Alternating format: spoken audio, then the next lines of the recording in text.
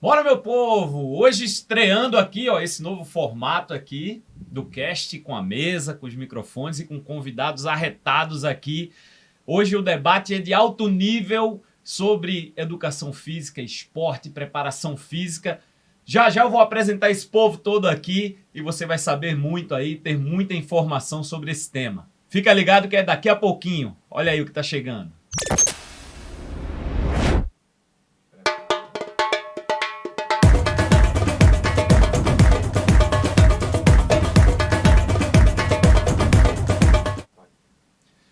É isso, meu povo.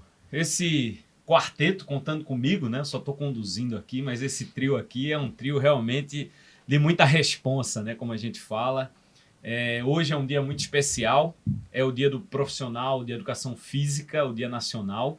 Primeiro de tudo, parabéns para todos vocês, para a turma que está aí acompanhando o Cast FC também. Sintam-se abraçados aí, parabenizados por esse dia tão importante, desses profissionais tão importantes que cada vez mais estão no nosso dia a dia nos proporcionando saúde acima de tudo, né? Que é tão importante para que a gente tenha um envelhecimento com saúde, que a gente viva cada vez mais com qualidade, né? Que é o que importa. Aqui ao meu lado está o Lúcio Beltrão, ele que é o presidente aqui, o presidente do Conselho Regional de Educação Física. Tudo bem, Lúcio? Muito boa tarde, um abraço para você. Bem-vindo aqui ao Cast. Prazer enorme estar aqui, prazer Cristiano, Hinaldo, satisfação estar aqui falando de educação física, falando de esporte. E como você falou, nossa profissão ela promove saúde, previne doenças e nós somos essenciais exatamente por isso, pela relevância que a gente tem na sociedade, por estar fazendo a diferença na vida das pessoas, seja uma criança, seja um idoso, um adulto, uma mulher, enfim. A gente está cada vez mais ganhando espaço e isso é muito bom para a gente e para a sociedade. Bom, o Lúcio é profissional da educação física, advogado, ex-atleta da Seleção Brasileira de Karatê, servidor público concursado, a lista é grande aqui, viu? Especialista de saúde mental, educação física escolar, direito público e direito civil. Então já viu aqui que a gente tem muito tema para abordar, tem muito papo aqui também. Aqui, ó, desse lado aqui, na diagonal, tá o grande Cristiano Rocha.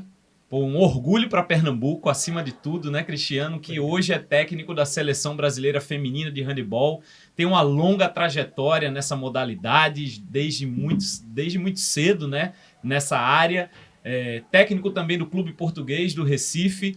Muito obrigado por estar aqui com a gente nesse dia tão especial para esse debate aqui sobre a educação física, Cristiano. Obrigado. Eu que agradeço, Rodrigo, estar nesse programa numa data tão especial, né, para nós educadores físicos, né, uma atividade tão plural, com tantos viés, né, então muito feliz de estar aqui com o Hinaldo, com o Lúcio, representando a nossa categoria, conversar bastante aí sobre a nossa profissão. O pessoal aqui tem um currículo longo também. O Cristiano participou de Jogos Olímpicos 2016, 2021, agora no Japão, participou de Mundiais 2015, 17, 19, 21. Preparação agora é para o ciclo olímpico que está chegando aí, né? 2024, Paris, a gente vai falar sobre isso também. Aqui na minha frente, Hinaldo Freire, fisiologista do Esporte Clube do Recife. Também tem um currículo imenso, né? Tem muito conhecimento para passar para todos nós aqui. Hinaldo, muito obrigado por ter vindo. Vai enriquecer muito aqui nosso papo, nosso debate, Hinaldo. Tudo também certo, considerado, né? O maior fisiologista do Brasil. Tem muito melhor do que eu. Maior não tem, não. A altura, Hinaldo. 1,96 m. Então aí, Rodrigo, é interessante exatamente contribuir com esse debate. É isso. Especialista em fisiologia do exercício, mestrado pelo programa de pós-graduação. É isso aqui, né? Stricto sensu em ciência de motricidade humana. Falei certinho? Perfeito. Estou bem demais, então, viu? Membro da Sociedade Brasileira de Atividade Física e Saúde, vários trabalhos publicados em periódicos e no esporte desde 1996. E por mais que pareça coincidência, em 96 eu fui contratado exatamente no dia 20 de agosto, que foi a data do meu aniversário. Né? E você sabe que quem nasce em 20 de agosto é do signo de Leão. Quer dizer, até no signo o cara é Leão. Até no signo, né? Não. Mas o estigma. O time, se não era, virou, né? Pois é. Bom, vamos começar aqui o nosso papo falando sobre educação física, sobre o profissional de educação física. Lúcio, a gente falou aqui no começo, né, da importância do profissional hoje na sociedade, que é um profissional que inclui a saúde na rotina das pessoas, né, desde a época escolar, que você tem ali as crianças na escola praticando esportes, né, sendo orientados por educadores físicos, e também na vida adulta, né? Isso sem falar da parte desses dois aqui, do esporte de alto rendimento. Mas é um profissional que cada vez mais está incluído na sociedade e de uma forma muito bacana, que proporciona saúde para todo mundo, né? Perfeito, Rodrigo. O profissional de educação física, ele é essencial exatamente por isso. A gente precisa cada vez mais colocar o profissional de educação física, como você falou, nas escolas. Já nos anos iniciais, a gente tem lutado muito para que já nos anos iniciais não tenha aula com a pedagoga, ou seja, com o profissional de educação física. Infelizmente, algumas escolas não dão essa aula de educação física, os alunos não têm essa aula de educação física. Então, a gente vem cobrando, enquanto CREF, que é o Conselho Regional de Educação Física, enquanto instituição, junto aos governantes, prefeitos, governadores, e aí não é um trabalho só meu, também do Conselho Federal, junto a outros presidentes de CREF, para que no Brasil inteiro a gente possa massificar o esporte, massificar a educação física, porque a gente precisa ter uma base forte. Eu só vou chegar aí no alto rendimento que Cristiano, que Naldo está, se eu tiver já desde os anos iniciais, na escola, no campo de várzea, a oportunidade para o menino fazer um futebol, um handebol, uma natação, uma capoeira, um judô, enfim. Ele conhecer diversas modalidades, ele vai se identificar por alguma, seja o vôlei, seja o basquete. Então a gente precisa de estrutura, precisa de escola com quadra coberta, precisa do profissional da educação física. Então a gente precisa que os governantes, que a sociedade também cobre, do prefeito, do vereador, do deputado, que mande emenda parlamentar, que construa quadra coberta, e não só nessa questão escolar, mas também praças que tenham equipamentos esportivos. Então, hoje, felizmente, a gente tem visto isso crescer. Tem a Academia Recife, tem um PAC, que é o Programa Academia da Cidade. Então, você consegue colocar ali um idoso num programa, numa praça, em diversos bairros aqui do Recife, tem em todo o estado, tem no Brasil também, essas academias públicas também que estão levando qualidade de vida. Então, é um profissional que tem feito a diferença e eu tenho certeza que vai fazer cada vez mais. Inclusive, a gente tem falado, o Ministério da Saúde, ele tem o Guia da Atividade Física. Lá, recomenda 3 aulas de Educação Física por semana. Então, isso, o que o Ministério da Saúde recomenda. É quando você vem para a prática, o Ministério da Educação, por exemplo, tem 1 aula, 2 aulas. Então, porque a gente ainda tem essa cultura, e aí não vou falar mal do Enem, nem de vestibular, mas as escolas, de maneira geral, priorizam o Enem, o vestibular, então eles focam muito em matemática, português, aí deixa, educação física, deixa só 1 aula por semana.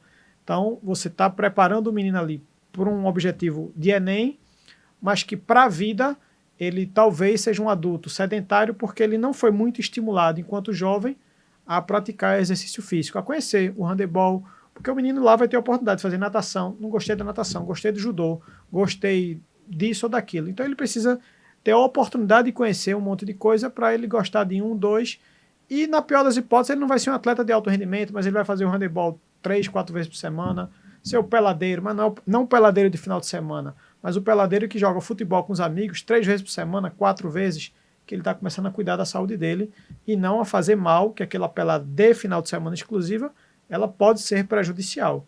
Então eu posso até fazer a pelada 1 vez por semana, mas eu preciso ter, durante a semana, essa rotina de treino. E é o profissional de educação física que vai ajudar, que vai orientar, que vai prescrever. Você tocou num ponto aí interessante, né? Porque tem uma relação direta na área do Hinaldo, na área também do Cristiano, né? E se fala muito nisso, que é um investimento no futebol na categoria de base, né? No handebol também, na categoria de base, que já entra no esporte escolar. Porque, por exemplo, meu filho hoje joga handebol na escola, ele adora handebol, viciado em handebol, gosta pra caramba. E assim, mas tem muita escola que não tem quadra, né? Que não tem onde o cara jogar, o cara praticar. No caso do futebol, os campos de várzea estão desaparecendo, estão sumindo. Hoje é campo society, e se você não tiver dinheiro para pagar o aluguel, o cara não joga. Então, assim, cada vez mais a coisa está afunilando para um formato, né, que, querendo ou não, está se formando um formato elitista, enquanto que não deveria ser. Toda escola pública deveria ter uma quadra decente, uma quadra boa para se praticar atividade esportiva. todo bairro, toda a comunidade deveria ter um lugar para as crianças praticarem esportes, um campo, né, uma quadra. Como é que está surgindo, como é que isso está refletindo, Cristiano, na tua área de handebol? Já deu para perceber isso ou pelo tamanho do Brasil ainda não chegou num nível que esteja ruim de revelar talentos ainda? Eu acho que primeiro, o Lúcio falando ali, eu acho que a gente como pai, né, que eu acho que antes de entrar na parte esportiva, a gente pensando como sociedade de uma forma menos elitista, como é o esporte de alto rendimento, eu acho que hoje a gente tem uma luta muito grande, né, para que a gente que a gente volte a ter a cultura do movimento, né? Eu acredito que quanto mais para trás a gente for, a gente vê que o movimento estava presente nas atividades humanas de uma forma muito mais rica, podemos dizer assim, seja das atividades lúdicas e tal. Hoje a gente encontra os eletrônicos um grande vilão desse movimento, que é uma coisa que com certeza vai produzir uma sociedade mais saudável. Eu fico acompanhando, por exemplo, pessoas de mais idade. Meu pai, por exemplo, 70 anos, se movimenta, anda e tal. E a gente tem que estar lutando com nossos filhos para que saiam do sofá, para que deixem os eletrônicos. Então, eu acho que é uma coisa que a gente tem como educador físico hoje um papel tão importante na sociedade que a gente não dimensiona. Realmente criar essa luta. É uma guerra realmente contra essa coisa do sedentarismo, de estar deitado, porque a gente vai ter, com certeza, uma juventude, se continuar nessa tocada, com grandes problemas. E é o que o Lúcio falou, no movimento ele não reflete só na questão física, é mental, é uma série de malefícios, né, que essa cultura que está se criando, que está se proliferando na nossa sociedade, eu vejo com muito medo. Eu, como pai, eu fico assim, nossa, olha minha filha, luto com ela, vem aqui, cansada, chego de viagem, bora, levo pro parque, tento brincar, caminhar, andar de bicicleta, porque a gente sabe que tá difícil competir com os eletrônicos. E pensando a nível de esporte, né, de iniciação, né, de oportunidade de novos jovens, eu acho que esse aspecto também já é um concorrente. Você pega hoje, os meninos têm shopping center, né, hoje tem jogos eletrônicos extremamente bem elaborados, que seduzem esses meninos. Então é um concorrente grande, com certeza, para o esporte, né, para jovens atletas praticarem as modalidades, e com certeza a gente vem sim. Eu venho sentindo, como eu falei para você um pouco fora do ar, eu faço esse monitoramento, além do trabalho da seleção adulta, né, que eu hoje sou técnico da seleção olímpica, mas eu voltei agora do Mato Grosso, estou indo agora para os Jogos da Juventude lá no Sergipe, e a gente vai monitorando os jovens, vai, né, fazendo esse trabalho de catalogando os talentos e tal, e a gente vem vendo sim uma diminuição, né, nessa... Sempre tem, nosso país continental, claro que vai ter sempre talentos, mas eu percebo que é em menor escala. E eu tenho certeza que isso é consequência esse movimento limitado que os jovens vêm tendo hoje na sua vida social, assim como um todo. Então, o que a gente recebe no nosso clube, né, Clube Português, no handball, é um grande formador de atletas. Tem muitas meninas que são oriundas do nosso trabalho, que hoje estão na Europa, né, temos 2 campeãs mundiais, várias jogadoras que figuraram nas últimas Olimpíadas, que são do nosso trabalho, e a gente vem recebendo jovens hoje, realmente com bastante dificuldade na parte motora, e a gente sabe que isso tem relação direta com como essas crianças hoje vivem, né? Qual a rotina que essa criança tem hoje. A gente sabe que é muito difícil a gente, como pai, hoje deixar um filho né, mais exposto, né, que tenha mais acesso à rua, a gente pode dizer assim. Então eu vejo, Rodrigo, com certeza que o esporte já começa a sentir um pouco essa questão dessa mudança muito brusca que a sociedade tem hoje de diminuir a questão do movimento. Isso é uma coisa que a gente tem que se preocupar. Especialmente a gente como pais, né? Porque é difícil realmente. O tal do eletrônico é um negócio que é muito difícil da gente conseguir conciliar, né? A gente tem que realmente estar ali estimulando para que as crianças saiam da frente da tela e vão praticar atividade física, né? Isso é muito importante. Bom, o Hinaldo já está num estágio assim de só fazer com o esporte de alto rendimento, né, Hinaldo? Ou ainda faz alguns trabalhos sem ser de alto rendimento? Na verdade, Rodrigo, para a gente chegar ao alto rendimento, a gente precisa estar com o olho em tudo, né? E perfeito. Como hoje é um dia do profissional de educação física e a gente dedica esse dia à atividade física, alguns dados, eu trouxe até alguns dados que já me preocupam, né? Porque a gente está lá no profissional, mas a gente também está de olho nas categorias de base. E para você ter uma ideia, eu trouxe alguns dados da Organização Mundial de Saúde e olha o que já chama a atenção da gente. Cerca de 60% da população adulta no Brasil já apresenta problema de sobrepeso e obesidade. Quando isso vai para a faixa etária mais baixa, por exemplo, até 2 anos de idade, nós já temos 15% da nossa população já em grau de obesidade. 15% entre 0 e 2 anos. E 2 anos de idade. Impressionante. De 2 até 5 anos de idade, 12%. E começa a caminhar, coisa e tal, e cai um pouquinho para 12 anos. Mas na adolescência isso sobe novamente. Na adolescência, isso chega a ser 25% da população. Né? Por exemplo, nessa faixa etária aqui, entre 5 e 10 anos já está em 25%. E se a criança ela termina a adolescência obesa, ela fatalmente será um adulto obeso. Então, a gente chama atenção não só para a obesidade, né, por conta da alimentação das crianças, e às vezes a gente fica dizendo, poxa, quem é o grande culpado nisso tudo? A gente se pergunta, quem é que faz a feira da sua casa? É seu filho? Não é a criança que vai para o mercado. Não é a criança que bota biscoito no carrinho. Uhum. Não é a criança que tem cartão de crédito, né, que vai passar a feira. Vai pagar no caixa. Então, é um momento de reflexão. O que eu vejo é que esse dia dedicado à atividade física é um momento de reflexão para tudo isso. E se a gente sair da obesidade e for para o sedentarismo, sim, só concluindo a questão da obesidade, a Organização Mundial de Saúde ela já alerta que o número de crianças obesas no mundo ela deve chegar em 2025 a 75 milhões de crianças obesas. Olha a preocupação. E se a gente vai para o sedentarismo, a gente vê que hoje no Brasil, pesquisa da Organização Mundial de Saúde, está lá no site da OMS e do IBGE também, 78% das crianças brasileiras são sedentárias. Então, SOS, não só para alimentação, SOS para atividade física. Se a gente cria criança com hábitos sedentários, aí vai afetar diretamente na minha área, no alto rendimento. Como é que eu vou ter atletas de futebol de alto rendimento se lá no início elas são sedentárias? Olha a quantidade de atletas que antes chegavam, né, no alto rendimento e talvez daqui a 10, 20 anos chegue quase só a metade no alto rendimento. Né? Então, é um momento de reflexão, a gente tem que parar para pensar e quando a gente para pensar, a gente tem que deslumbrar um todo. Outro dado que eu acho interessante, quando a gente busca informações sobre, por exemplo, longevidade, está aí uma coisa que está diretamente relacionada a um estilo de vida saudável, a longevidade. O próprio IBGE ele coloca, por exemplo, que na década de 40, trazer aqui a informação mais precisa, na década de 40, a expectativa de vida da população brasileira, da população mundial, era em torno de 45 anos e meio na década de 40.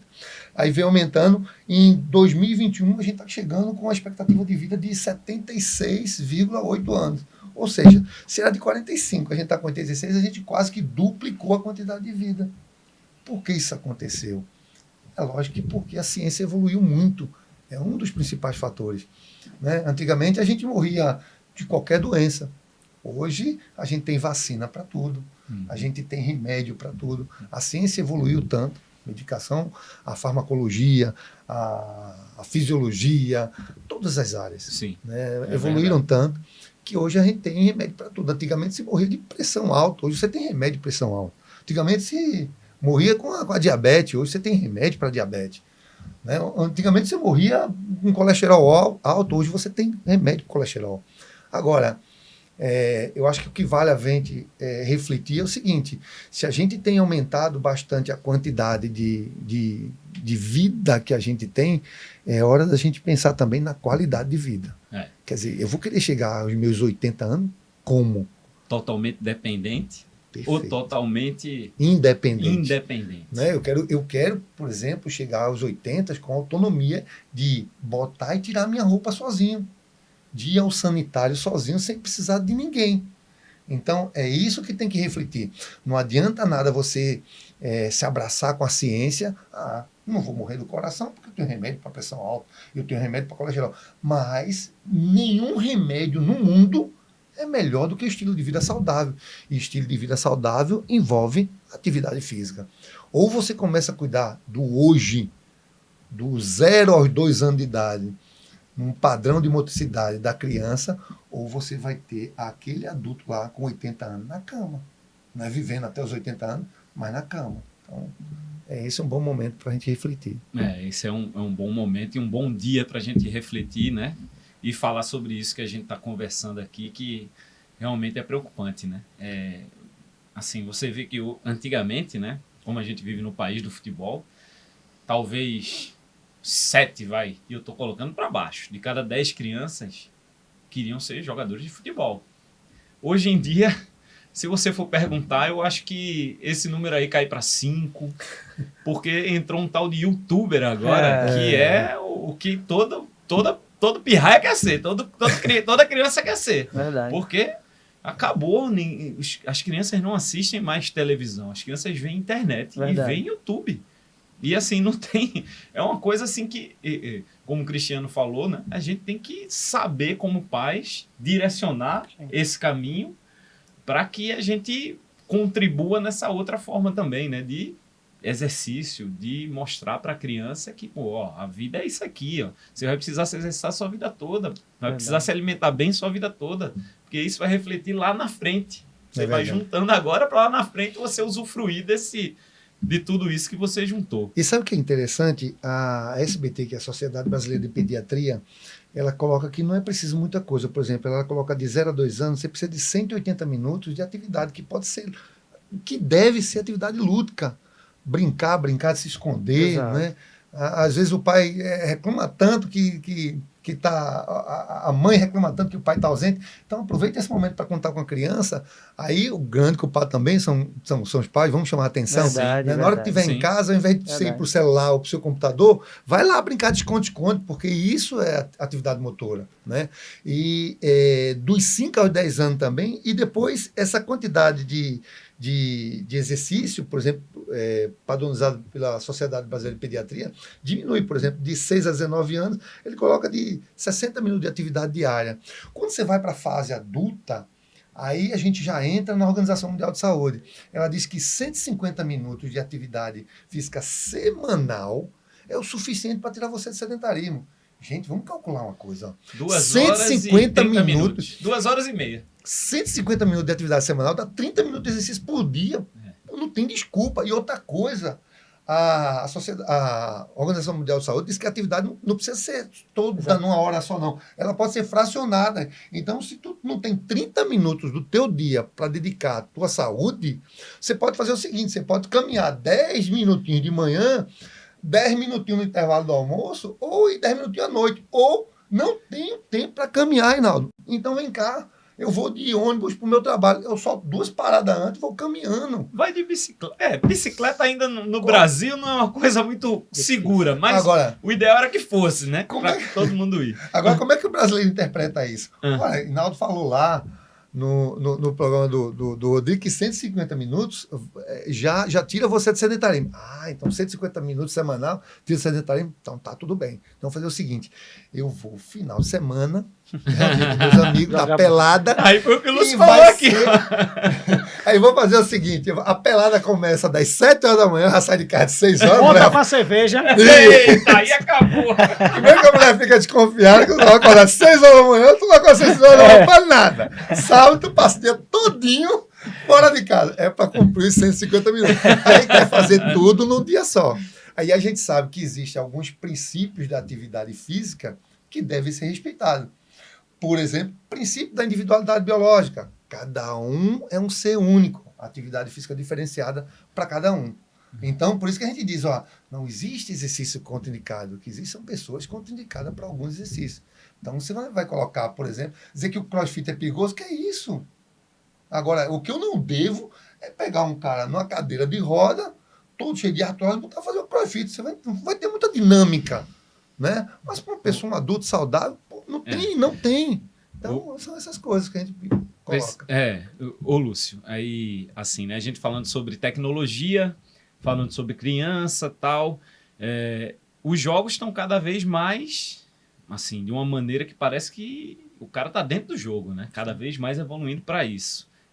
Existe realidade aumentada, existe videogames com toda a tecnologia do mundo. Por que não unir a tecnologia ao exercício físico? Por que não criar um caminho para incluir já as crianças desde cedo nesse caminho? Perfeito. Existem... essa realidade que você falou, ela existe, ainda não é tão grande assim, mas a gamificação, ela é uma realidade. Então, inclusive, eu estava no congresso do COB, que é o Comitê Olímpico Brasileiro, a gente tratando disso. O que as confederações em todo o mundo precisam fazer para trazer esse jovem para fazer esportes, competindo com tempo de tela, que foi dito aqui, tempo de tela é tempo em televisão, notebook, celular, iPad, enfim, qualquer tempo que você fica ali na tela, no eletrônico. Então, tirar esse tempo de tela e colocar em algo útil.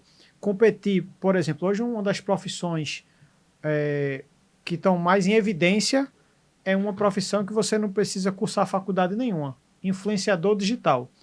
Hoje tem muita gente ganhando dinheiro como influenciador digital e não tem curso superior disso, pessoas ganhando muito dinheiro. E o que é que faz para ser influenciador digital? É você saber vender ali no seu Instagram, no seu TikTok, enfim. Na rede social. Na sua rede social. E você consegue ganhar muito dinheiro. Então, é preciso que a gente consiga fazer princípio da individualidade biológica para que eu tenha um idoso, uma criança que queira, ao invés de estar no tempo de tela, esteja fazendo algo que ele ache útil. Porque eu, por exemplo, eu posso gostar do handebol. Já Rodrigo pode gostar da hidroginástica. E é como o Hinaldo falou, não tem o que é bom, o que é contraindicado. Existe aquilo que eu vou ter aderência, que eu vou gostar e que eu vou fazer 3, 4, 5 vezes por semana, que eu vou chegar no mínimo nesses 150 minutos que Hinaldo muito bem falou. Então eu preciso identificar aquilo que eu gosto, procurar o profissional da educação física, que ele, a partir do princípio que Hinaldo falou, o princípio da individualidade biológica, vai prescrever um treino de acordo com o que eu preciso, com o meu objetivo, com as minhas restrições de fazer uma atividade A, B ou C, porque eu tenho um problema cardíaco, porque eu tenho um problema no joelho, porque eu tenho um problema na coluna, então vou construir aquilo ali. E acredito, criança deve gostar mais desse tipo de gamificação, porque existe sim, você fazer esgrima, por exemplo, eu já vi jogos que dança também no shopping e tal, tem umas dancinhas que você dança fica é até mais comum de colocando ver, né? o pé aqui e tal, mas eu já vi esgrima, já vi equitação. Então, existem diversos videogames que você tem esse tipo de jogo. Então, é pegar esse tipo de realidade e trazer para a criança praticar, ao invés de estar só vendo o YouTube lá, algo sentado, passivo. E, de novo, a família precisa participar, estimulando hábitos saudáveis, seja da alimentação, seja do exercício físico. Uma coisa também que eu queria falar, Rodrigo, era a questão do planejamento urbano, que foi dito aqui. Eu ia te perguntar sobre isso. Eu acho que a gente Sim. vai chegar no mesmo tema. Qual é a solução para isso, hein? Porque a gente vê que isso não é uma coisa que é só do Brasil, é do mundo, né? Quando as cidades crescem, as áreas vão se acabando, né? Terreno vira ouro, né? Que é a matéria-prima da construção. Então, assim, tudo que é terreno, os caras constroem. Eu, quando era criança, atrás da minha casa tinha um campo de futebol que eu jogava quase todos os dias. E era espetacular. Tenho muitas lembranças, muitas memórias ótimas. E todos os dias quase estava jogando. Como faz para contornar isso? Não tem hoje mais área. Hinaldo falou, dando alguns exemplos, você foi falar de bicicleta. Bicicleta não. Mas por que bicicleta não? Porque a gente, enquanto cidadão, sente-se inseguro da ausência. E, de novo, não estou querendo criticar a prefeitura, governo A, B ou C. Como você falou, isso é um problema mundial.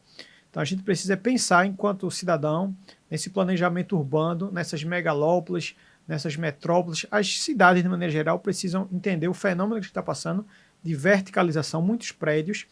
E como você bem disse, hoje a área é muito difícil, o terreno é muito concorrido.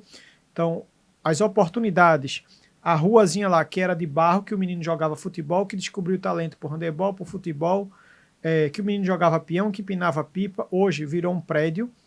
E o menino vai fazer isso onde? Muitas vezes ele mora num prédio que, se tiver, tem uma quadrazinha ali, que é disputadíssimo, que às vezes o pai não deixa que ele desça, porque tem medo de envolver com um vizinho ruim, que vai eventualmente usar droga. Então a gente começa claro, o cuidado do pai, mas começa a restringir, e você vai diminuindo a oportunidade do menino de ter habilidade motora, desenvolver habilidade motora, bilateralidade, um menino que, para andar em cima de uma linha, não consegue, para chutar a bola se ele é destro, para chutar com o pé direito, ele já não consegue, com o pé esquerdo, pelo amor de Deus, não tem como. Então é da gente começar a entender, e as chuvas aqui desse ano de Recife mostraram isso, o quanto a gente, essa ausência de local para impermeabilizar, para a água correr, o problema é que deu. E a gente, quando cidadão, pede logo, vereador, vamos calçar minha rua? A gente não quer aquele campozinho ali, aquela ruazinha de barro, a gente quer que calce. E isso dificulta que o menino jogue futebol. Então, essa dificuldade que a gente precisa começar a refletir. A importância do planejamento urbano, a importância de ter espaço público e privado para escolinha de N modalidades. Então, eu estive participando da IRSA, que é uma feira fitness que tem, falando, hoje a gente tem diversas academias, mas que ainda tem, no mundo, em média, a gente só tem 5% da população mundial em alguma academia. Então, temos 95% que está no sofá. Então, as academias praticamente não concorrem uma com a outra. Na verdade, existe concorrência porque elas estão brigando por esses 5%. Então, os grandes CEOs lá falando que as academias deveriam buscar esses 95%. Então, algumas sugestões. É uma academia só para idoso, academias para criança, para autistas, para pessoas com algum tipo de deficiência. Então, tem um nicho aí muito grande a ser buscado, a ser trabalhado para tirar esses 95% que não estão em academia, por exemplo. Então, é academia, é escola. Então, tem uma infinidade de ações que a gente pode pensar enquanto cidadão está cobrando, seja do poder público e também do poder privado, de ações que a gente precisa fazer. Ô Cristiano, e quando um atleta chega num nível de disputar uma Olimpíada, você que acompanha isso desde categoria de base até chegar nesse, digamos assim, no estágio maior, né, do esporte olímpico, que é disputar uns Jogos Olímpicos. Quais os percursos que ele tem que passar? Que tipos de aptidões ele tem que ter, que ele desenvolve com a ajuda também da preparação física, com a ajuda de vocês, educadores físicos? Na verdade, eu acho que tudo que a gente está conversando, quando a gente entra um pouquinho no esporte, né, falando da cultura do movimento, eu acho que o nosso país ele carece, né, de um plano nacional realmente esportivo, né, como um todo. Eu acho que o nosso país ele não tem esse plano, né, de forma clara, não tem nada a ver com o governo atual ou com o antigo governo, acho que nunca teve. Nosso país culturalmente não tem, como em outros países mais envolvidos no esporte. Então, como a gente não tem um plano nacional, a gente muitas das vezes pauta por modalidade. Então, cada modalidade meio que cria seus planos estratégicos, mas antes de chegar na modalidade, vem tudo isso que a gente falou antes, né? Vem os fenômenos sociais que a gente absorve indivíduos, né, que apresentam muitas das vezes esse tipo de característica que a gente está falando, né? Jovens que chegam muitas das vezes com muito déficit motor, coisa que poderia ser desenvolvido ou em situações mais sistemáticas, como o caso de próprias escolas, como o Lúcio falou. Talvez o aumento desse tempo, né, dedicado à educação física podia ser um grande fator que contribuísse para que jovens atletas já fossem inseridos na iniciação esportiva de uma forma mais capacitada, porque muitas das vezes a gente recebe atletas com uma idade um pouco mais, podemos dizer assim, elevadas para a iniciação esportiva, com grande déficit motores, com grande déficit básico na formação motora mesmo como indivíduo. E aí você, logicamente, vai demandar um tempo maior para você começar realmente a introduzir os elementos técnicos, táticos daquela modalidade. Então, penso que essa preocupação com a oportunidade, né, de ter mais acesso ao movimento, às atividades físicas básicas, são algo que vai repercutir positivamente para todas as modalidades, para que, logicamente, você possa acelerar o processo de formação da iniciação esportiva dos atletas. Então, eu acredito que as modalidades, cada um cria muitas suas estratégias, mas penso que se o país tivesse como um todo um plano nacional mais elaborado, que realmente pensasse desde da escola fundamental, com as crianças tendo os espaços, como a gente citou aqui, mais adequados para uma boa atividade física, maior número de estímulos, né, a gente conseguiria ter, com certeza, um maior número de atletas, e esses atletas chegando um pouco mais preparados para esse processo de iniciação esportiva propriamente dito. Então, assim, eu acredito que é uma coisa bem complexa, algo que tem que ser discutido de uma forma muito ampla, né, com todos os segmentos. O Lúcio falando aí, uma das coisas que eu sinto uma carência muito grande para o segmento, né, da atividade física como um todo é a questão do marketing. Eu acho que tem muito pouco marketing para o esporte. Assim, eu fico fazendo uma relação, por exemplo, com essas campanhas que a gente tem do fumo, né, de evitar o fumo e tal. Eu acho que o esporte deveria ter algo próximo disso aí, ter campanhas que estimulassem, que alertassem esses números que a gente está falando aqui, próximo da intensidade que a gente vê, por exemplo, a questão do fumo, de não fumar, de não ser... Eu acho que o esporte, a gente chegou num momento hoje que o movimento, ele, como o Hinaldo falou de forma muito própria, a questão do SOS, a gente está num momento disso que o movimento precisa de ter esse socorro. Então não pode ser uma coisa assim pontual, no dia 1, um dia que comemora uma data, não, tem que ser diário, e penso que tem que ser no volume que a gente vê, por exemplo, coisas como cigarro. A gente tem que ter nas grandes mídias campanhas exaustivas mostrando, olha, o que acontece se você não faz movimento, olha o benefício, histórias de pessoas que não se movimentavam e onde elas chegaram. Então, coisas desse tipo, para a gente motive novas pessoas, para que a gente faça as pessoas, assim como eu estava dando o exemplo dos influencers, né? A gente consiga influenciar, né, de uma forma maciça a nossa sociedade para que isso seja identificado como um grande problema contemporâneo nosso. Não é uma coisa a mais, é um grande problema. A gente tem que ver isso com muita preocupação, para que a gente possa, no esporte, né, colher os frutos positivos de jovens mais habilitados para a iniciação esportiva. E a partir desses jovens mais habilitados é que vem todo o outro processo, né? Que é o sonho de todos eles de chegar a disputar uma competição mundial, uma coisa assim. Mas esse primeiro passo é fundamental, né, Cristiano? Sem dúvida, sem dúvida. Acho que acho que o futebol, por exemplo, por muito tempo foi um sonho. Eu sou suspeito porque eu joguei futebol também, como um bom brasileiro. Todo mundo tem essa coisa do futebol enraizado, né? De torcer, clubes, essa coisa. E por que muito isso? Porque a gente tinha, penso eu, posso estar enganado, mas na minha visão, por que todo mundo queria ser jogador de futebol? Porque as grandes personalidades nossas mundiais estavam o quê? Estavam no futebol, estavam no Pelé, estavam no Zico. Então, a sociedade, né, brasileira, o jovem brasileiro se via, poxa, para eu ser bem sucedido, eu tenho que ser igual ao Pelé, eu tenho que ser... E hoje a gente vê que esse fenômeno vem mudando porque as referências de sucesso nacional vêm, né, mudando, de forma positiva, né? Claro, segmentando para outros meios. Mas eu acho que o esporte como um todo, ele pela sua amplitude, se fosse realmente uma política maior, a gente conseguiria ter muito mais pessoas, muito mais jovens, né, vislumbrando realmente caminhar nesse segmento, caminhar na parte esportiva, que eu acho que seria um grande ganho para a sociedade como um todo. O Hinaldo, essa história de ter um grande projeto, de ter vamos dizer assim, uma diretriz, né, para que a gente possa, pelo menos ali, se não seguir tudo, pelo menos ter um caminho para a gente caminhar no esporte.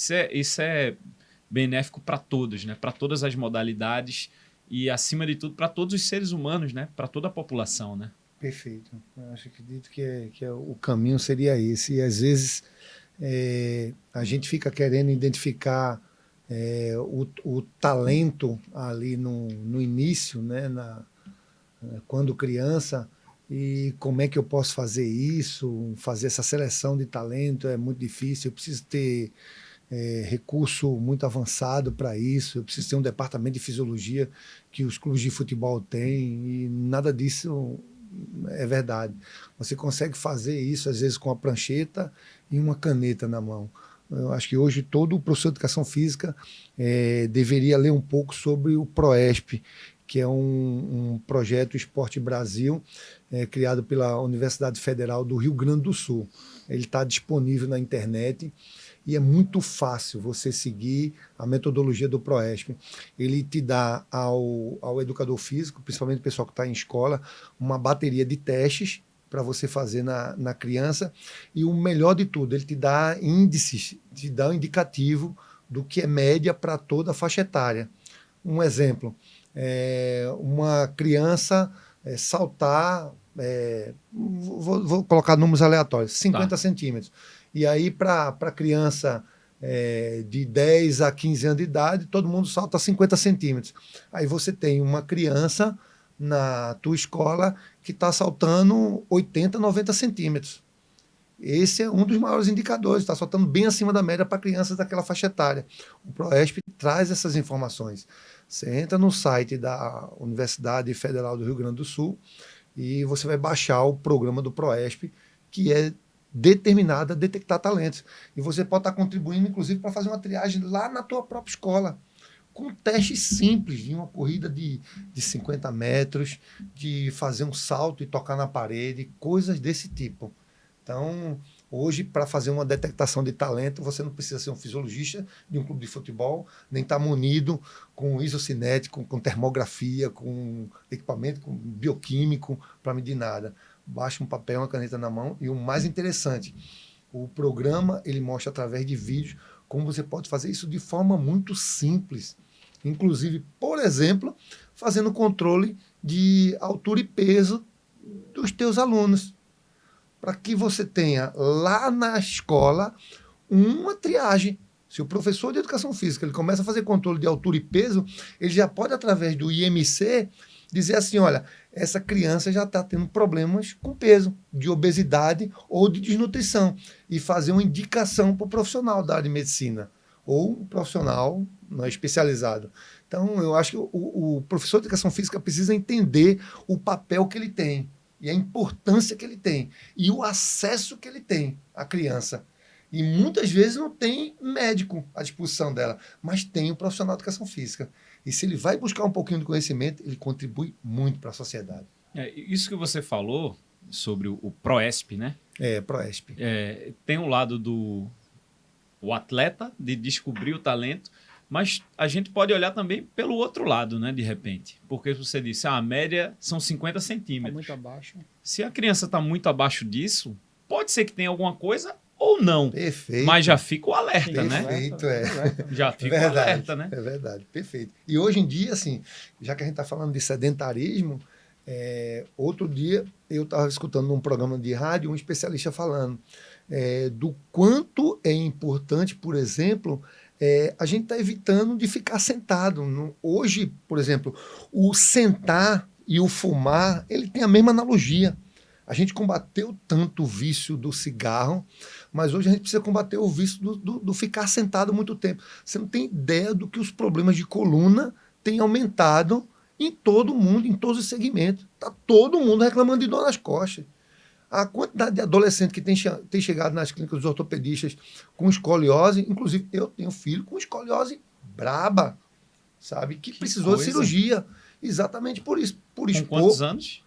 Ele hoje tem 21, mas foi preciso uma cirurgia aos 14 anos de idade, aos 15 anos de idade. Caramba. Por conta disso, aí você diz assim, filho de peixe, peixinho, não tem nada a ver.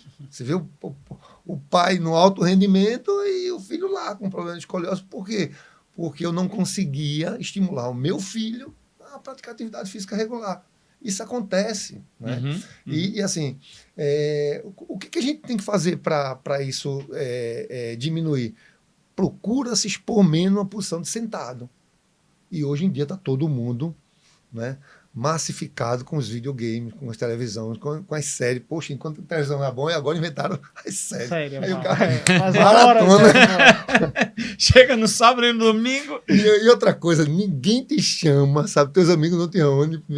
Vamos correr. Vamos correr ou caminhar ou andar de bicicleta. Vamos tomar um. Sentado só assim. No bar. Sentado e quem vai pagar isso é coluna. É incrível a quantidade de problemas que a gente está tendo na coluna, né, por conta disso. E o maior mal é ficar sentado. Você não tem ideia do quanto faz mal ficar sentado muito tempo. Então, se você é um cara que trabalha, por exemplo, 8 horas por dia, se levante o tempo todo. Vá caminhar, vá tomar um café, vá tomar água, vá no banheiro mesmo sem vontade, mas procure se levantar. Senão você Deixa eu só aproveitar aqui para vender o peixe também do profissional de educação física. Você falou importantíssimo, ele fazer isso de maneira autônoma, mas as empresas também podem e devem fazer o trabalho de ginástica laboral.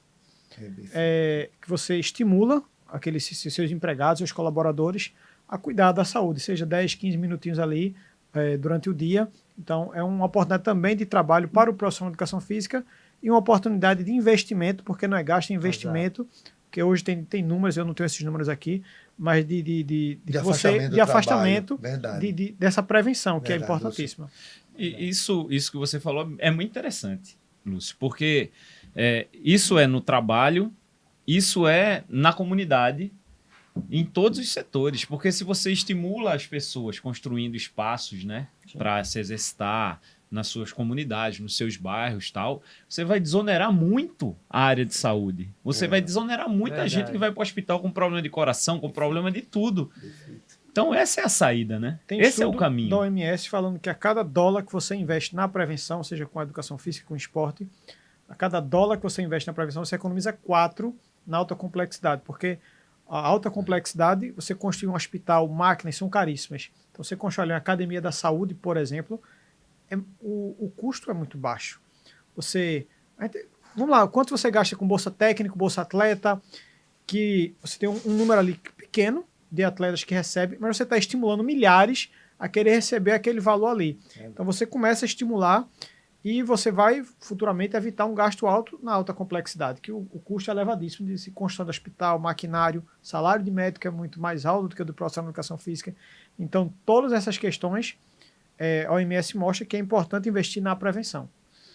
Prevenção acima de tudo, né? A gente se prevenindo em todos os segmentos, fazendo exames periódicos, sendo acompanhado de perto, praticando atividade física, se alimentando melhor, a gente tem uma vida, como a gente está falando aqui, já falou algumas vezes, mais longa e mais feliz, né? Sem dependência, né? E esse acompanhamento de perto, eu acho que começa, não, assim, às vezes a gente dedica tudo isso ao pediatra, coisa e tal, mas é papel do profissional de educação física também. Ele tem oportunidade, por exemplo, na escola, você não tem recurso nenhum, mas você não consegue botar uma fita métrica na parede e medir a estatura de teus alunos? Consegue sim.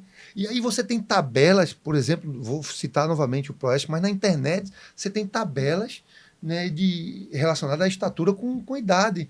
E você poder avaliar que, por exemplo, aquele teu aluno que tem 12 anos de idade está bem abaixo da estatura das crianças na mesma faixa etária dela. E chamar os pais e dizer assim, olha, essa criança tem problema de crescimento. Ela não está crescendo como deveria.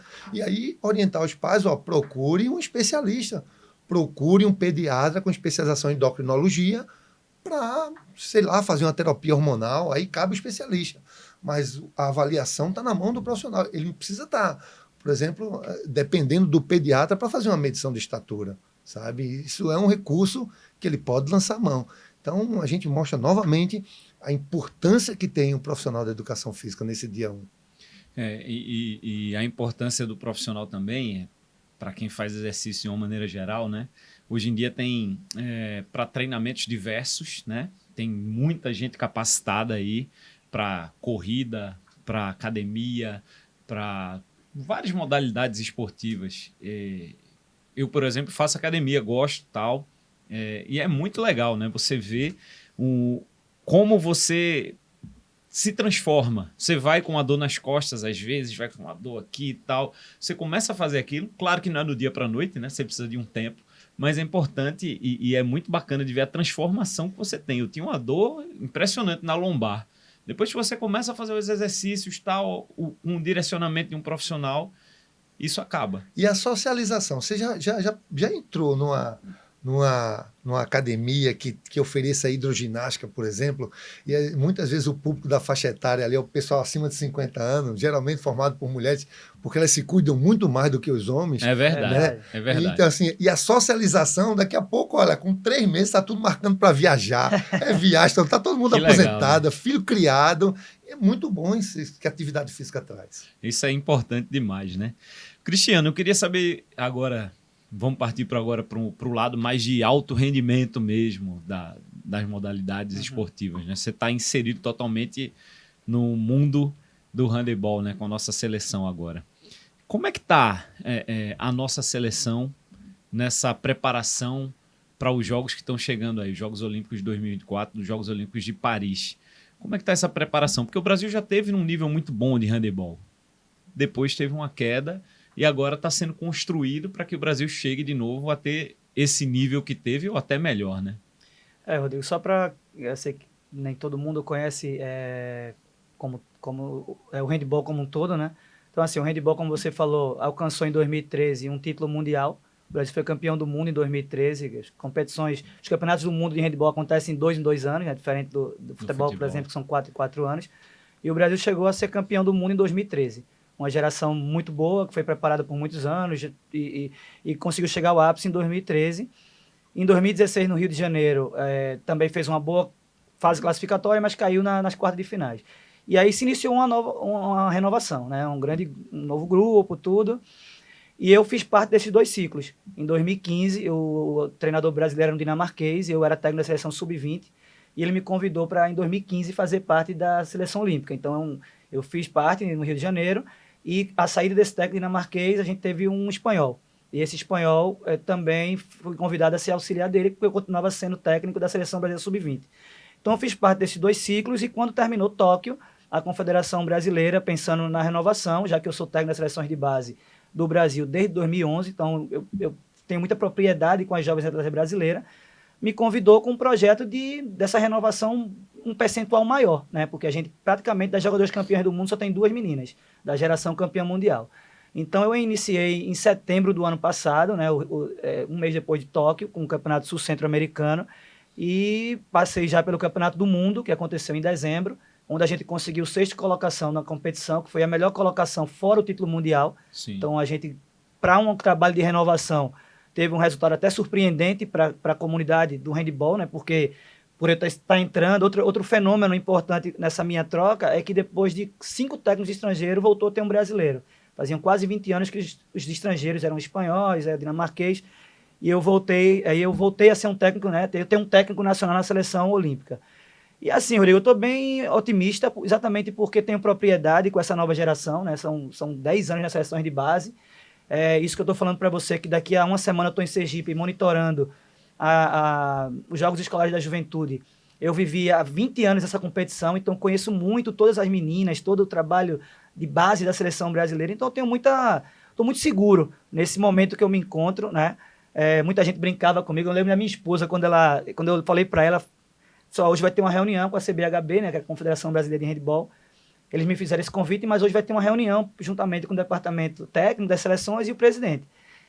Aí, tá tudo bem. Eu liguei para ela e falei, deu certo, eu vou ser o técnico. Ela falou, mas é sério, tu vai aceitar isso? Meu Deus do céu, tu vai ser aquele cara que fica lá na Olimpíada mesmo, não sei o que lá. Eu falei, vai ser isso mesmo. Ela falou, tu é doido fazer um negócio desse? Eu falei, cara, tu acha que eu ia aceitar um negócio desse se eu não tivesse segurança que tava preparado? Então, assim, sim, não é, logicamente, não é... É que a gente se prepara, né, Rodrigo? Acho que todo mundo no seu segmento sente quando está maduro para aquilo ali. Logicamente, com a humildade de saber que a gente aprende sempre. Mas eu me sinto hoje uma pessoa preparada por vários aspectos. Como você falou um pouco aí, eu já passei por muitos campeonatos do mundo adulto, na categoria de base. E assim, é um grupo que eu tenho muito controle porque trabalhou comigo na base. Então eu estou bem otimista. A gente sabe que um ciclo olímpico é uma coisa muito complexa, né? A gente hoje tem um rival nas Américas. 2 rivais, eu penso que são os mais difíceis, que é Cuba e Argentina. A Argentina hoje teve um crescimento muito grande no feminino. Acho que 90% da equipe argentina joga na Europa, que é o grande centro do handball no mundo. Mas mesmo assim eu estou muito otimista. A gente fez um jogo com a Argentina no Mundial, vencemos elas no Campeonato do Mundo. Então assim, eu estou bem otimista, mas tem muita água para rolar no ciclo, né? São muitas coisas. Estou indo agora para a Suécia, agora em setembro. Depois, de setembro a novembro, eu vou ter 4 encontros com as meninas. Eu tenho uma fase na Suécia, depois a gente tem a Odesul, que é uma Olimpíada da América do Sul. Uma fase de treinamentos, né? É como no futebol tem aquelas Sim. datas da FIFA, né? Uhum. No handball tem a data IHF. Então é uma semana que as jogadoras são liberadas dos clubes e cedidas às seleções nacionais. Aí a gente vai fazer 2 amistosos com a Suécia. Depois eu volto para São Paulo, 3 dias de treinamento com jogadoras praticamente do Brasil e vou disputar as Olimpíadas da América do Sul, a Odesul, lá no Paraguai. Em outubro vamos para a Noruega, que é talvez um dos maiores centros de handball no mundo, e vamos disputar a Golden League, que é um campeonato também, um campeonato amistoso muito importante com a Noruega, Holanda e Dinamarca, que também são potências no handball feminino. E em novembro a gente tem o Sul Centro-Americano, que é o que vale vaga para o Campeonato do Mundo. Então tem um calendário bem cheio nesse segundo semestre, que é muito importante para mim, porque eu vou ter mais tempo com contato com as meninas, uma coisa que foi bem escassa nesses encontros que eu citei, né? Porque quando eu assumi a seleção brasileira, eu não tive tempo de treinamento, as jogadoras não tinham data IHF, então a gente veio diretamente para o campeonato, nem treinou, jogou diretamente a competição. No Campeonato do Mundo, eu só tive 7 dias de treinamento com elas, que é muito pouco, e agora em Portugal a fase de treinamento foram 6 dias. Então, apesar de estar quase um ano na seleção, os encontros foram bem pontuais e eu espero que nesse segundo semestre, com mais tempo junto com as meninas, a gente consiga colocar mais a nossa forma de jogar, né? Todo treinador tem o seu modelo de jogo, mas eu estou bem feliz com esse começo e bem ciente da responsabilidade que a gente tem de levar o Brasil a mais uma Olimpíada. E de que forma a formação de profissional da educação física te ajudou a chegar nesse nível que você está hoje como técnico da seleção e te ajuda ainda hoje? Verdade. Quando eu entrei na educação física, a minha ideia era aquela ideia assim, eu quero só o diploma que eu já sei tudo. Assim, para que eu quero saber disso? Eu já era esportista. Esse diploma vai servir só para habilitar e eu poder ficar no banco, sei lá o quê. E assim, dentro da graduação, eu fui começando a criar essa sensibilidade que a gente profissional começa a ter, que a nossa profissão ela é muito ampla, né? Ela nos oferece uma gama de possibilidades. E hoje o Hinaldo sabe bem disso, que faz parte de uma equipe multidisciplinar profissional. se você não tem, né, essas habilidades que são estimuladas, é claro que você vai desenvolver de uma forma mais específica, né, quando você vai para as especializações e tal. Mas iniciando da graduação, você já começa a ter essa amplitude do que é a nossa profissão e da necessidade de você dominar conceitos básicos de vários segmentos. Então, eu como head coach, técnico principal de uma seleção nacional, eu tenho que poder conversar razoavelmente com o preparador físico, com o fisioterapeuta, com a minha psicóloga, com a minha Porque médica. você tem toda essa Eu tenho equipe lá, 12 né? pessoas. Tenho Na 12. equipe. São 12 profissionais de diversos segmentos. Então, vou nem levar tudo isso. Vou entrar um pouco no que a gente falou, que o Rinaldo falou. Então, assim, eu, por exemplo, sou técnico de colégio, de clube, de universidade, agora não mais, mas fui. Então, assim, você tem que ter a habilidade de trabalhar com o seu auxiliar técnico. Isso não é uma coisa que você constrói sem ter um conhecimento mais amplo, né, do fenômeno esportivo. Então, a educação física, como profissão, nos oferece isso. Então, muitas vezes, a gente, como aluno, não enxerga, né, a dimensão que você fazer uma boa graduação, da nossa profissão nos permite. Então, por exemplo, assim, um curso do Rinaldo, com certeza vai ser muito enriquecedor para mim como treinador, porque vai me habilitar a ter uma conversa um pouco mais qualificada com o meu preparador físico, né, com pessoas da minha equipe multidisciplinar. Então, penso que nós profissionais, eu já recebi no meu curso de handebol, agora fiquei até feliz, eu fui para Alagoas e tinha lá um fisiologista do CSA, do futebol. Fiquei muito feliz. Falei, cara, tô aqui, eu falei, não sou do handebol, eu falei, pô, que legal. Eu falei, bicho, estou aqui porque eu prescrevo para jogadores de handebol e eu quero entender a modalidade. Eu falei, caramba, que legal, como o cara entende, né, a amplitude da atuação profissional dele. O cara não eu prescrevo musculação para dentro do handebol, mas como é o handebol? Então o cara foi no meu curso, fiz um curso de final de semana, promovido lá na Federação Alagoana, e tinha um cara do CSA. Falei, isso é muito legal. E eu, particularmente, gosto muito dessas coisas. Vira e mexe, eu vejo algo, né, relacionado, não diretamente à parte técnica específica Faz do um handebol, intercâmbio, né, entre que ajuda bastante. A gente, por exemplo, no Rio de Janeiro, recebeu o Bernardinho, né, falando pra gente lá na preparação do Rio, que é voleibol, é outra modalidade, mas assim, o fenômeno esportivo é um todo e foi uma das, talvez a palestra mais bacana que a gente teve. E a gente teve com o ex-atleta de handebol, né, mas para a gente entender a amplitude que a nossa profissão nos proporciona, né? Que legal, né? E Naldo também tem uma história assim, né, de entrar por um caminho e hoje está aí entre os melhores e maiores do Brasil na fisiologia, né, Hinaldo? E você se adaptou a muitos momentos, né? A muitas particularidades dentro dessa profissão até se tornar uma referência na fisiologia. É verdade. E eu lembro bem quando a gente começou no esporte, a gente dispunha de pouco recurso e eu dava aula na faculdade, o pessoal dizia para mim, olha, tem uma vaga lá no esporte, vai ser fisiologista, e quando a gente chegou lá, a gente não tinha muito recurso material. E na época a fisiologia basicamente fazia análise de desempenho, fazia controle de scout, alguns testes muito simples de composição corporal, de avaliação do percentual de gordura de atleta, para controlar os que estavam engordando ou não. E depois os recursos materiais foram chegando. E aí quando chega para a gente o GPS, que a gente lança a mão do controle de carga, isso dá um plus muito grande a gente. E hoje eu acredito que em toda modalidade é importante o controle de carga. Eu lembro bem numa das passagens aqui de um grande treinador. O controle de carga que você fala é saber se o cara está correndo muito, correndo pouco, certo. E quanto ele está correndo durante a semana. Eu Entendi. me lembro que chega um treinador renomeado aqui no esporte, o Vanderlei Luxemburgo, que todo mundo lembra, e a gente estava monitorando as cargas e eu acho que era uma véspera de um jogo contra o Grêmio. E a gente sinalizava, professor, a carga dessa semana já está muito alta, porque quando você faz controle de carga, você tem bases do monitoramento.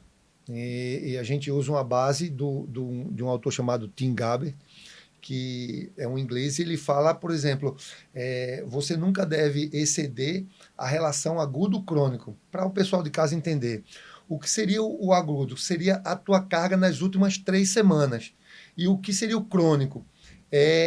O que seria o crônico? A carga nas últimas 3 semanas. O que seria o agudo? A tua carga da semana. Então, crônico, as últimas 3 semanas, e o agudo, a tua carga da semana. Essa tua carga da semana, ela não deve exceder a 30% da tua carga das últimas 3 semanas. Só um exemplo.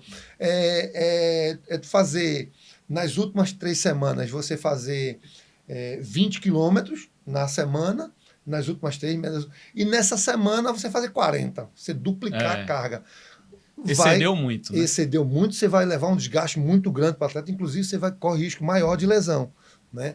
E já na véspera do Grêmio, eles diziam, professor, a carga já está estourada. Só mais um pouquinho, só mais um pouquinho. Na véspera de jogo, a gente sentou o pau. Final das contas, a gente acorda meio cansado, jogador tudo com perna pesada.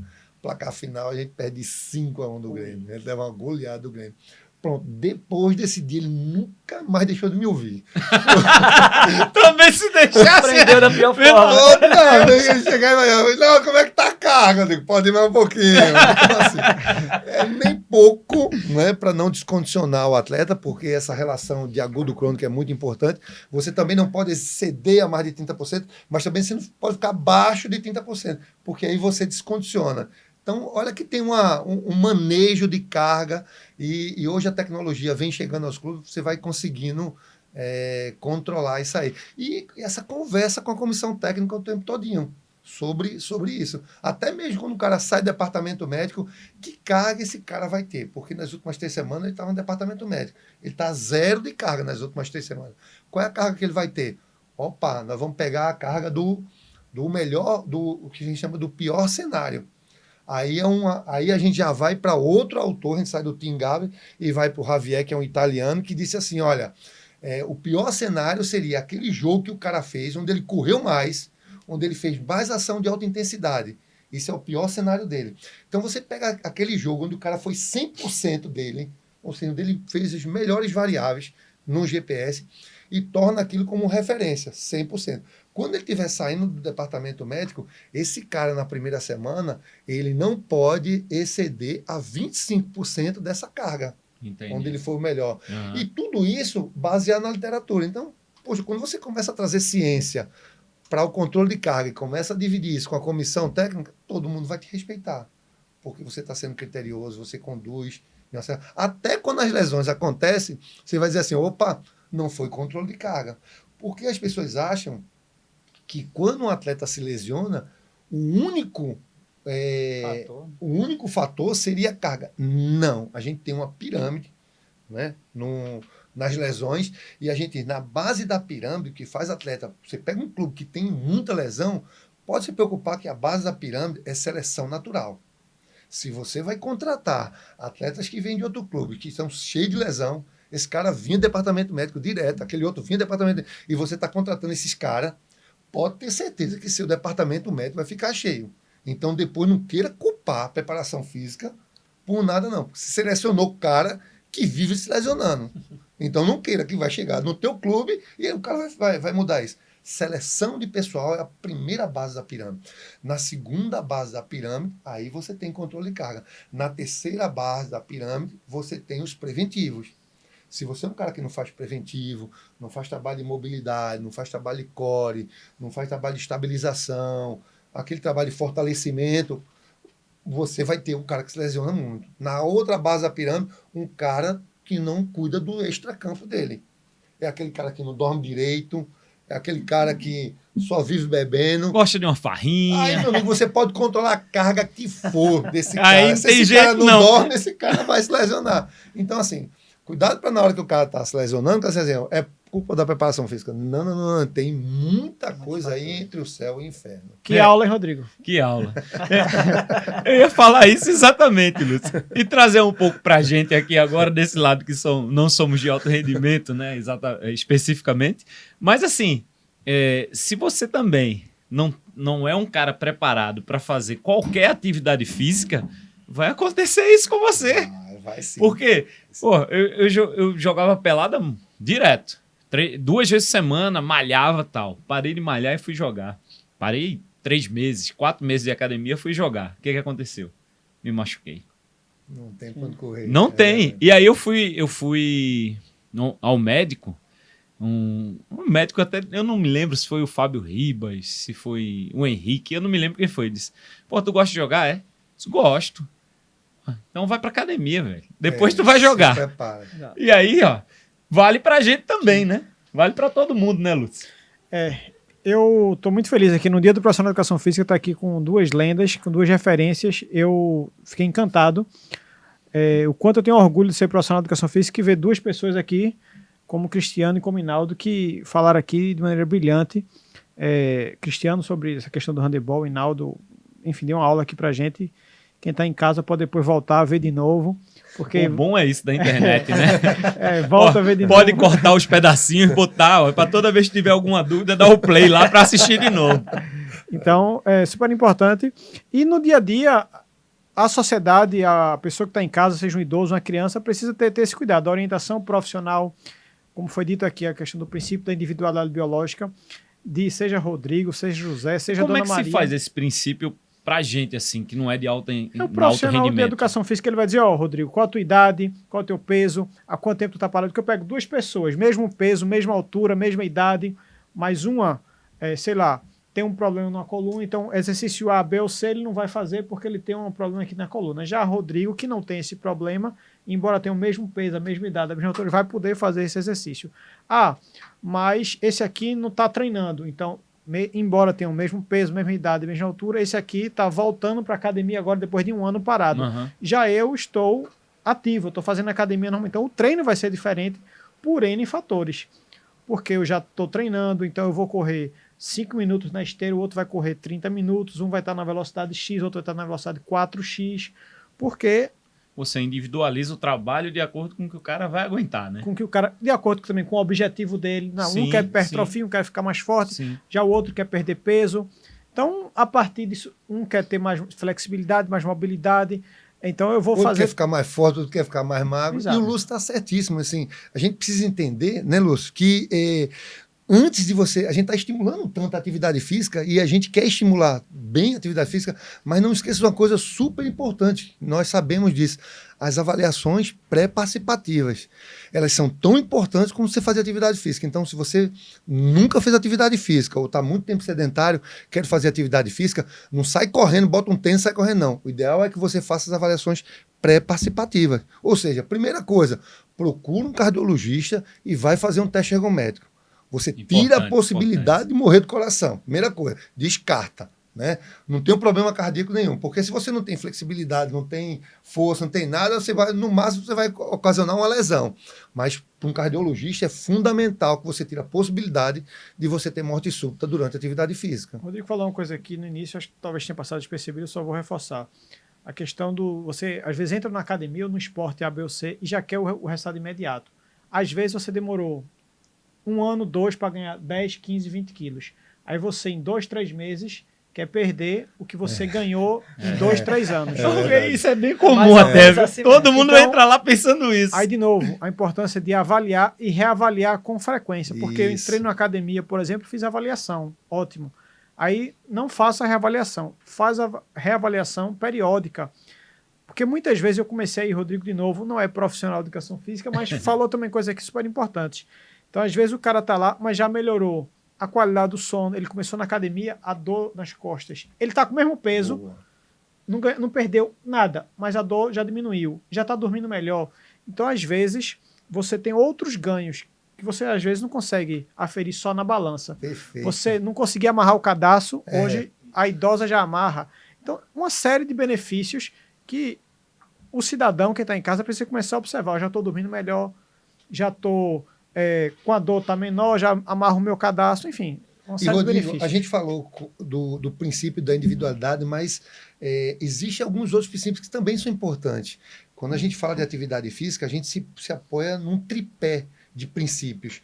O primeiro e mais importante é o da individualidade biológica, mas existem outros dois que são tão importantes quanto. Por exemplo, o princípio da continuidade. O princípio da continuidade é assim, dado um determinado estímulo, é preciso que depois de 48 horas ou 72 horas, no máximo, você dê outro estímulo ao seu corpo, para que ele não volte a ser sedentário. Então a gente cai naquela conversa inicial do peladeiro, que ele sabe que tem 150 minutos por semana para fazer, mas ele só faz no sábado. Então ele pode até estar respeitando o princípio da individualidade, ou seja, fazendo atividade física tudo direitinho do jeito que é, mas ele está desrespeitando outro princípio, que é o princípio da continuidade. Ou seja, ele está fazendo os 150 minutos num dia só. E o princípio da continuidade diz, olha, dado um determinado estímulo, até 72 horas depois tem que dar outro. Ou seja, se ele deu um estímulo no sábado, ele pode folgar domingo, segundo, no máximo terça-feira ele tem que fazer de novo, seja uma academia, uma caminhada. Então, princípio 1, individualidade biológica. Princípio 2, princípio da continuidade. Princípio 3, elevação progressiva da carga. O que é elevação progressiva da carga?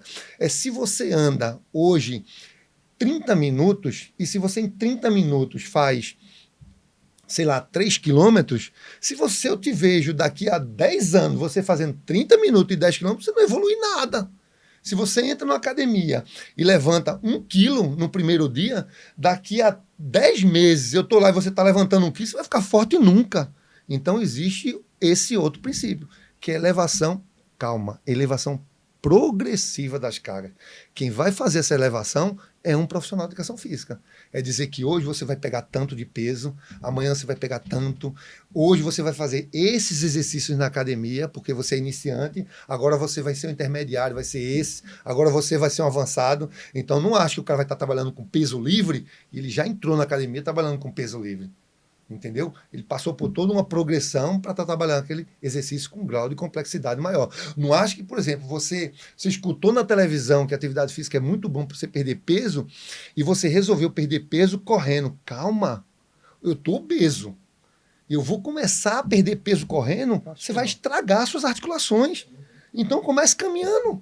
Ou, primeiro, perca peso para depois caminhar. Ou perca peso para depois correr. E não o contrário. Eu vou usar a corrida para perder peso. Você vai estragar, você vai parar certamente na mesa de um ortopedista. É dentro disso que o Hinaldo falou aqui, vocês me corrijam, tá? Se eu estiver errado. Você vai criando também o que eu já ouvi falar muito, né? Da memória muscular, né? Com essa... Claro que isso é um longo prazo, né?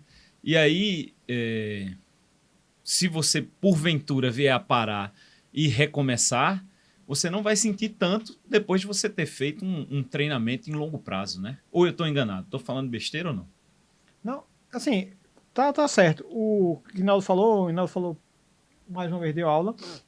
A gente precisa, de novo, o corpo da gente, ele aprende, ele se adapta, ele vai se readaptar. E aí o que o Hinaldo falou também, a questão de, eu faço um treino lá, tô pegando 1 quilo, 2, enfim. No treinamento eu causo microlesões.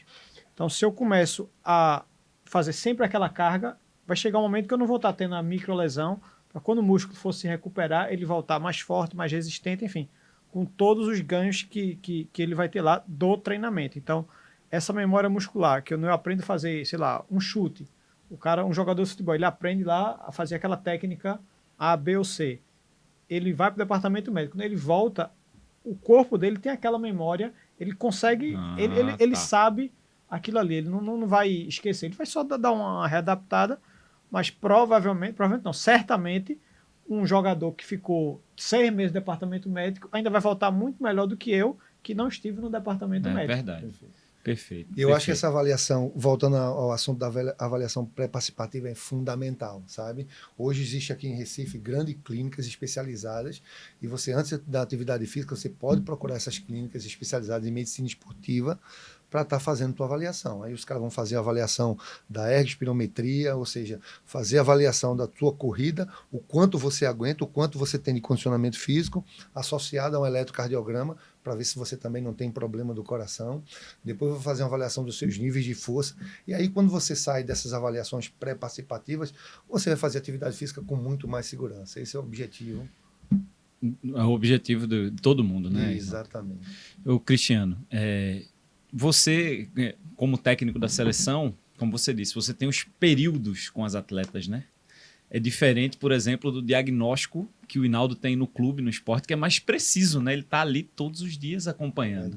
Como é que faz? Assim, você recebe um grupo, tudo bem, as jogadoras estão treinando nos seus clubes e tal, mas como é que você faz para ter uma avaliação dessa mais profunda? É um trabalho da equipe em contato com os clubes? Se faz uma avaliação a cada apresentação da seleção? E só completando a pergunta de Rodrigo, você deve trabalhar muito com a heterogeneidade do grupo, né? Porque o que é isso? Perfeito. Uma veio de uma temporada, a outra estava no departamento médico. Tem gente no Brasil, tem gente na Europa. Eu imagino a dor de cabeça, cada treinador faz do seu jeito. E aí, Cristiano? Olha que abacaxi que chega essa pra todo tu, mundo hein? quer saber. Rodrigo, isso é a maior habilidade gestora. Eu acho que o treinador de uma equipe olímpica nesse modelo, porque, por exemplo, talvez o voleibol, que é outra modalidade olímpica muito popular no nosso país. A gente tem um percentual muito alto de meninas que ainda jogam no Brasil, e meninos, jogadores, mas o handball é totalmente o inverso. A minha convocação tem uma jogadora do Brasil, por exemplo. O Campeonato do Mundo que eu levei na Espanha agora, é só uma brasileira. Quer dizer, que jogava no Brasil. Então, o que vocês falaram é o nosso grande problema, porque a gente, por exemplo, eu estreiei num campeonato sem treinamento. Então, eu recebia jogadoras diretamente de Romênia, França, Espanha, sei lá, de tudo que é canto do mundo, me reuni com essas meninas para iniciar um trabalho. O que é que a gente está tentando fazer, ainda melhor, já se fazia isso, lógico, com os outros treinadores, é um trabalho diário de monitoramento, de contato, de que você precisa estar em contato com os departamentos médicos. Assim, agora, por exemplo, na minha estreia, a melhor jogadora brasileira se chama Bruna de Paula. Ela joga no Metz, da França. É talvez das 10 melhores jogadoras do mundo de handball. Uma jovem de 20 e poucos anos. Essa menina, por exemplo, não jogou com a nossa equipe na minha estreia como treinador, porque juntamente com o departamento médico do Metz, a gente viu que naquela data IHF seria indicado um tratamento. Indicaram os tratamentos, acho que RPA, alguma coisa desse tipo, alguma coisa tinha que fazer com ela, juntamente com o departamento médico da seleção brasileira. Mesmo era um campeonato importante, era minha estreia, caramba, a melhor jogadora, mas a gente viu que era um momento, por exemplo, que a menina estava próxima de estourar, de ter algo mais grave, e estava num momento muito importante no clube.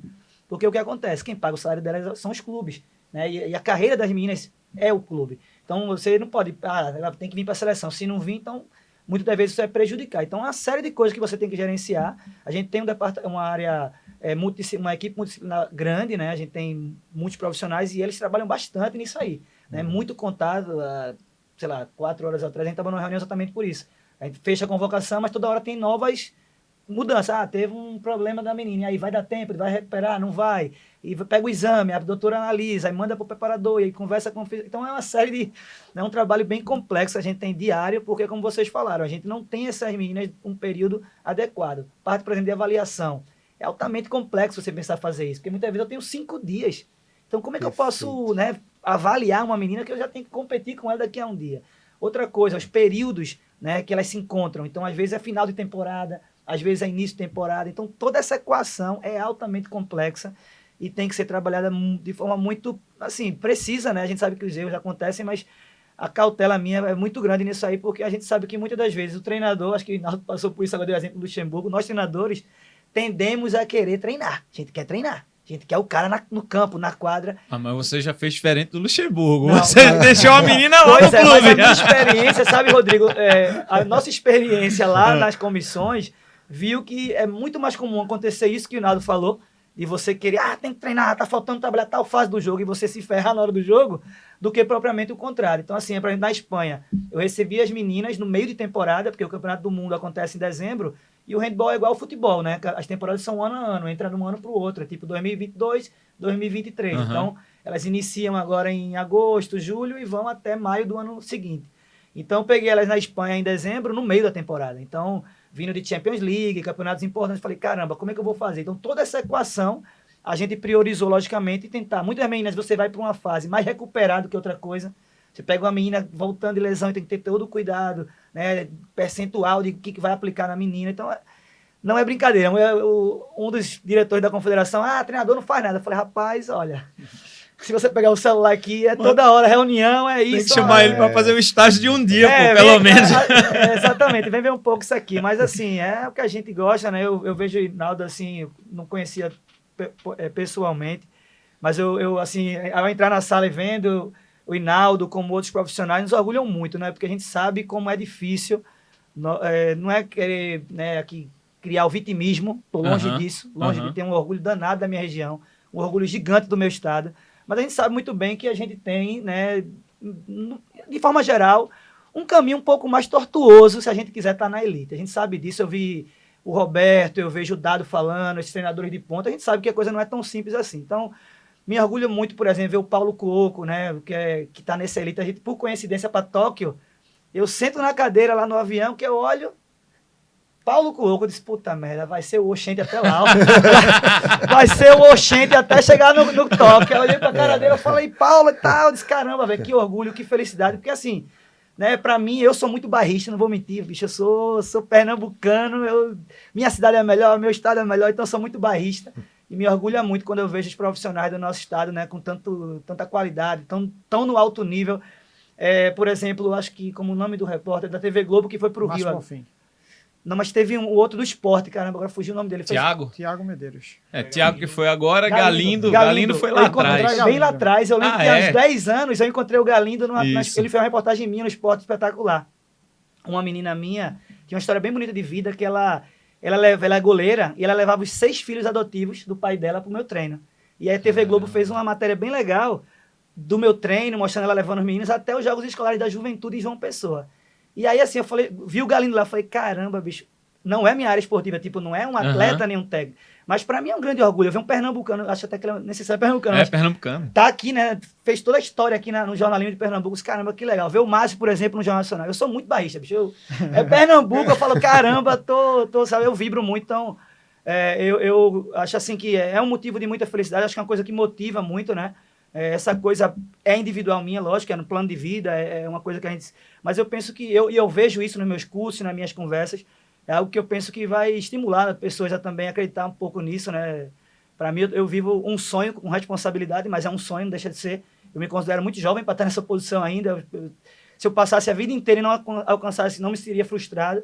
Então, hoje eu me sinto realizado, não realizado, mas me sinto feliz em ter alcançado essa posição e tento colaborar ao máximo dentro da minha, né, do meu contexto, da minha região, do meu estado.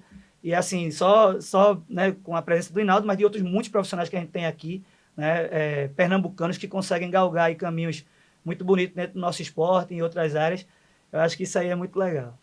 É bacana demais. É muito legal ver isso. E o bom é que vocês se tornam exemplos, né? Exemplos de pessoas que conseguiram, através de trabalho, através de estudo, através de conhecimento, Sim, chegar em posições de destaque, né? Isso serve, é exemplo para todo mundo, para muita gente que está aí assistindo, que está acompanhando.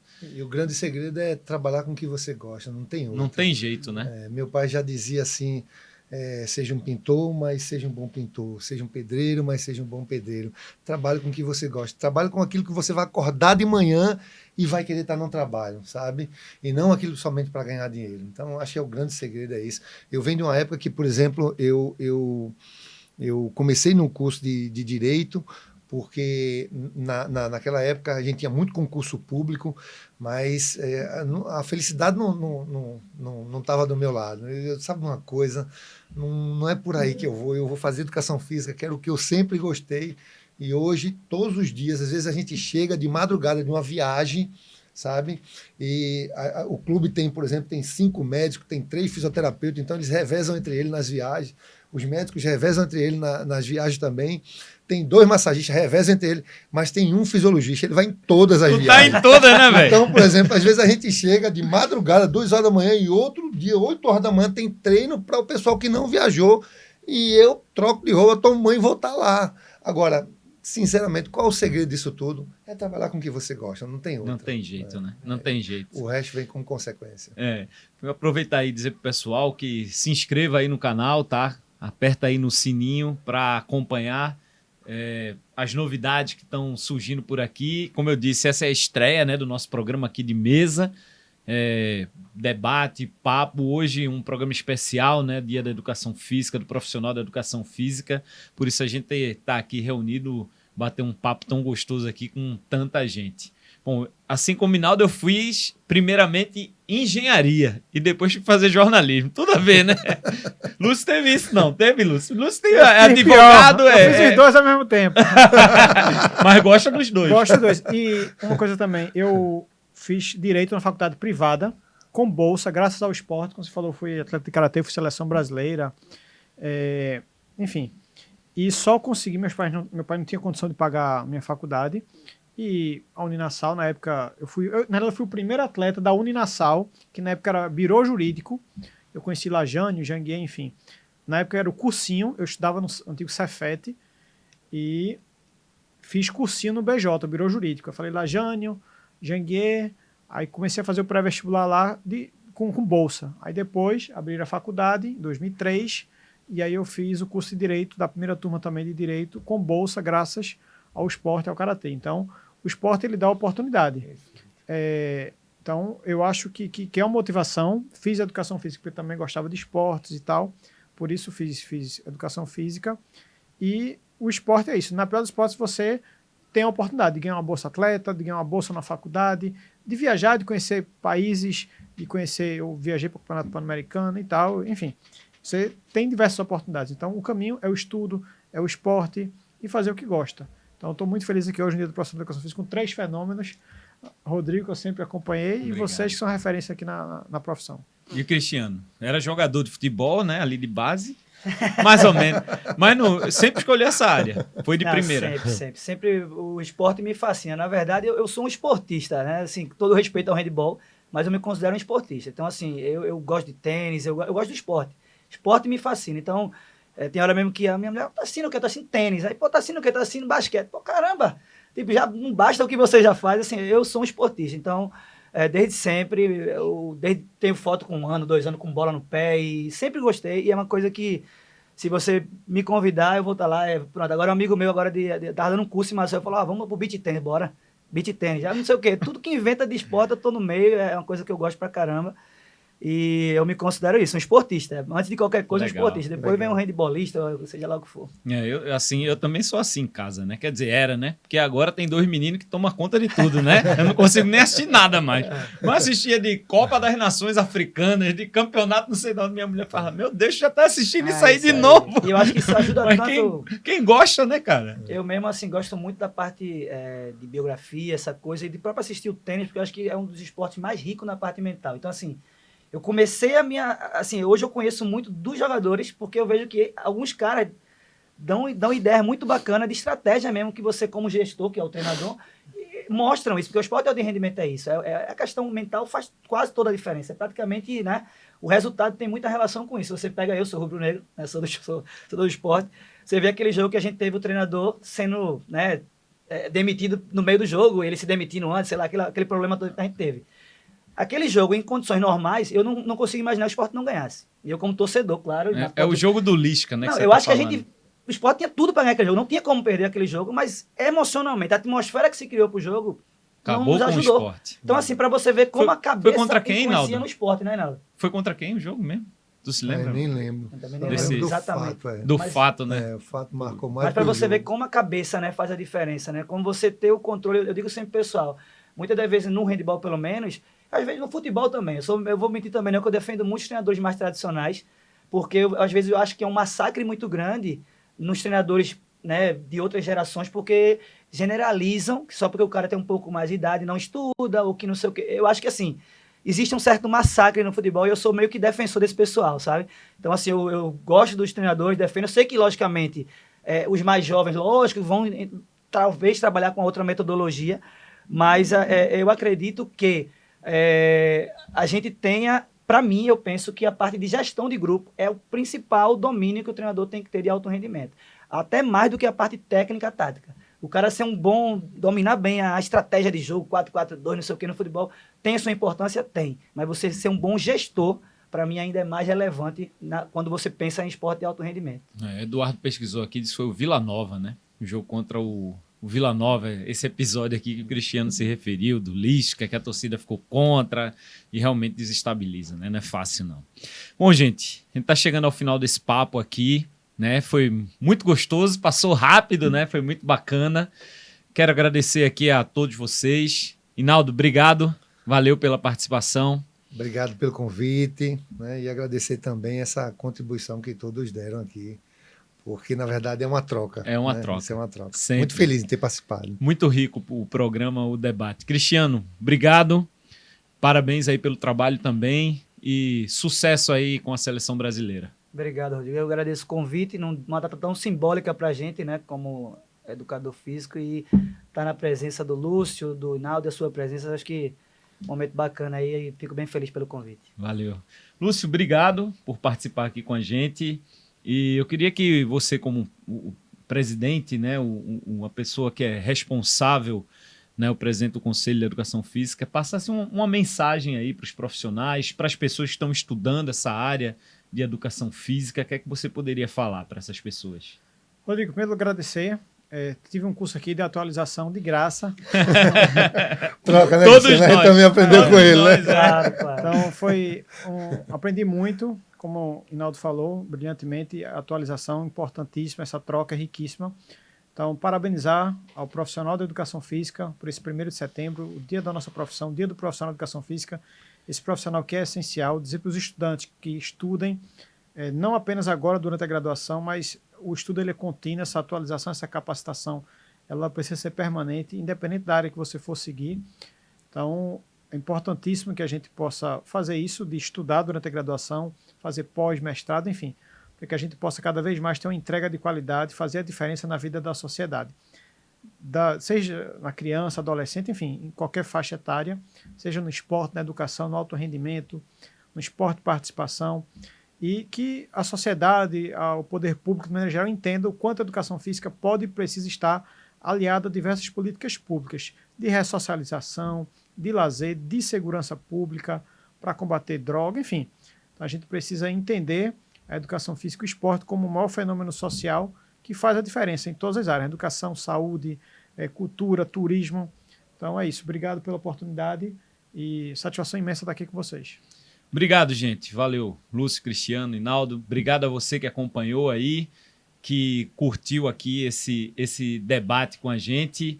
E vem muitos outros temas aqui também, nessa estreia aqui, que foi uma estreia muito massa, com o pé direito, só com jeito de responsa. Então, a gente vai continuar aqui com muito debate, muita conversa aqui, usando também esse novo cenário aqui do cast. Espero que vocês tenham gostado. Se não se inscreveu ainda, se inscreve aí no canal, ativa o sininho para receber as notificações. E simbora, meu povo! Vamos nessa!